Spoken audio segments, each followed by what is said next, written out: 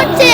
আমাদের মুসলিমদের উপরেই কেন এত অত্যাচার করা হয়? আমার থেকেও ছোট বাচ্চাদের ওরা হত্যা করছে।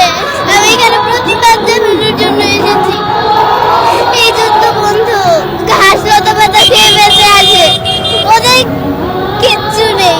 ওরা ঈদের দিনও গুলি খেয়েছে। আমরা চাই মানবতার মুক্ত হোক, মুসলমানদের মুক্ত হোক। যে চেষ্টা করছি যেন ইসলামের শিক্ষাটা, মানবতার শিক্ষাটা যেন দিতে পারে, এই চেষ্টাটাই করছি। আমি আমি একজন মুসলিম হয়ে আমি এত চুপ করে থাকতে পারি? আমি একদম বাসায় চুপ করে থাকতে পারিনি। কষ্ট হয়েছে দেখে এগুলা? যখন দেখেছো তখন কি মনে হয়েছে?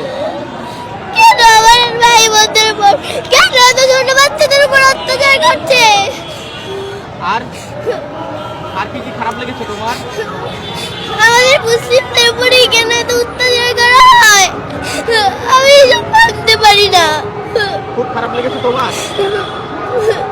ছোট ছোট বাচ্চা তোমার বয়সে যারা ছিল তাদেরকে তো আমার থেকেও ছোট বাচ্চাদের ওরা হত্যা করছে। ওদের বিচার চাইতে, ওদের বিরুদ্ধে আমি এখানে এসেছি। কে এসেছে তোমার সঙ্গে? আমার বাবা এসেছে। বাবা নিজে নিজে নিয়ে এসেছে? বাবা কোথায়?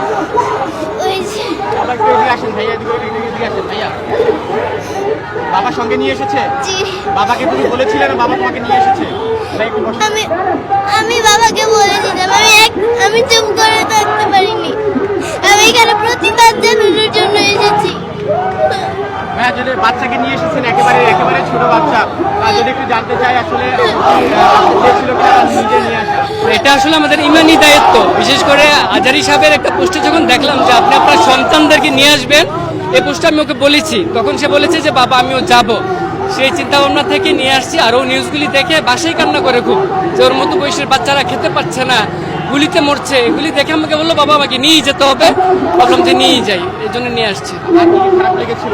খুব তো দেখছি কান্না করতেছে, এখনো কান্না করতেছে আসলে।